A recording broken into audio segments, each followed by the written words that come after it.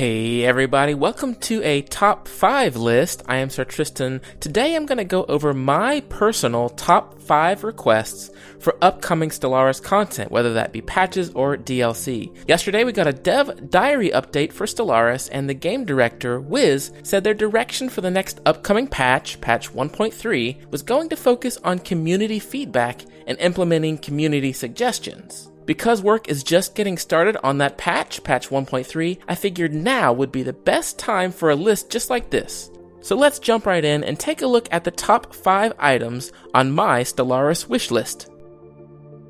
Number 5 on the list is better sector control. Now, I know you think better sectors should probably be number 1 or number 2 on the list, but let me tell you why I'm putting it at the 5 spot. It's at number 5 because I think for the most part, everyone kinda knows sectors need some love. Their AI has been improved in recent patches, but based on things that I've read on the Stellaris forums or on Reddit, people aren't just looking for better AI, they're looking for additional buttons and sliders that they can manipulate and better customize and tailor their sectors to their personal wishes. Now, for the most part, I personally feel sectors are in a pretty good spot. I do wish, though, that you didn't have to constantly check on them to make sure they have enough energy credits and minerals to keep functioning. If they don't have enough or they spend what you give them, they'll just kind of sit there and hope quietly that you'll pay enough attention to them and give them what they need. I'd also love to see some more events tied to sectors just beyond factions trying to become independent, mostly just so they feel like they have some kind of life beyond a resource farm for you.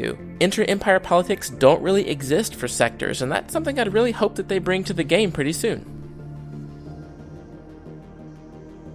Number 4 on the list is the Ledger. This is another big one that I've seen posted about a few times, and I've got it at number 4 on my list because while I do feel it is important to have information in one spot, other than a few exceptions, I don't find myself having to hunt down much information. It's usually readily available within a few clicks. There are some things I would like to have faster access to. One example is a list of all the planets where a certain species is living within my empire. For example, if I'm playing a xenophile with a lot of different species in my empire, and I want to use a specific species to colonize a planet, it takes a while to hunt down the exact planet that those guys are living on. Another piece of useful information in the ledger would be Navy and Army strength. It's not particularly hard to find out relatively how strong a single enemy empire is in relation to you, but we're missing those raw numbers that are so useful and present in a game like Europa Universalis 4. And believe me, I know if the King of Granada can summon up a magical book that tells him everything he needs to know about all the other nations on the planet, the scientific advancements in the Stellaris universe can surely give us some of those same bits of information. Number 3 on the list is more control in combat. Now, I realize Stellaris is a grand strategy game first and a 4X game second. I think that it's okay that we can't pick specific ships in an enemy fleet and focus fire them. But we really need the ability to choose to attack a fleet over a military station, or the ability to choose to attack a fleet over a research platform that our fleet just happened to target first. Additional customization options would also be really nice, like the ability to completely ignore mining stations or wormhole generators or other non-combat structures. In truth, right now, it just kind of feels like the ship combat AI is kind of dumb, and I doubt that that's the case, but that is the side effect that we have right now because of the extreme focus on the grand strategy side of combat and not the 4X side of combat. And that's why combat controls is at number 3 on my list. Number 2 on the list is non-combat related victory conditions. Unfortunately, right now in Stellaris, there's only 2 victory conditions: control of the majority of planets, or basically killing everyone. And while that works well for playthroughs that want to focus on military power or enslavement through the collective ethos, it just isn't much fun to play with those if you're trying to play as a xenophile or a pacifist. Eventually, you just have to turn to war and conquer everyone. You even have to turn on your own Alliance and Federation members, as those empires don't count when calculating the win condition. Now, I did see a tweet last night about a new victory condition coming to the game that involves your Alliance and your Federation. So that part is covered, but even this addition comes with its own set of problems, which I'll talk about when I get to the number 1 spot on the list. In my opinion, we're missing the other interesting victory conditions, like a science victory condition. How cool would it be if you could win the game by researching and building some kind of mega project? Or an exploration victory condition, where you had to collect pieces of a special device left by the precursors and assemble it and it did some cool thing.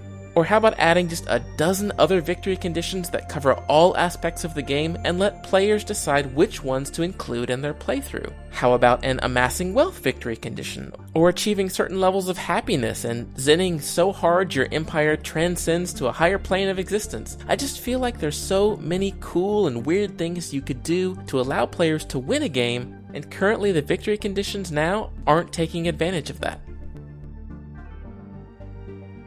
And number 1 on this list, my biggest wish list item for Stellaris would be a more robust and interesting diplomacy game. Right now, engaging in diplomacy with other empires feels a little flat and almost always follows the same path. You get a non-aggression pact, a defensive pact, give them some stuff, and then join an alliance. Once you're in an alliance, that's pretty much it, other than pushing forward into a federation, but even then, that doesn't add too much. What I think the diplomacy system really needs is some kind of currency system. Now let me explain what I mean. What if you could spend trust you've accumulated with other empires in your alliance and force them to do or accept something they wouldn't normally accept? Let's say you got another empire you want to bring into your alliance, but the other member happens to be a different war philosophy. In the current game, you can never get them to allow that third empire into the alliance. The differing war philosophy penalty is just too high.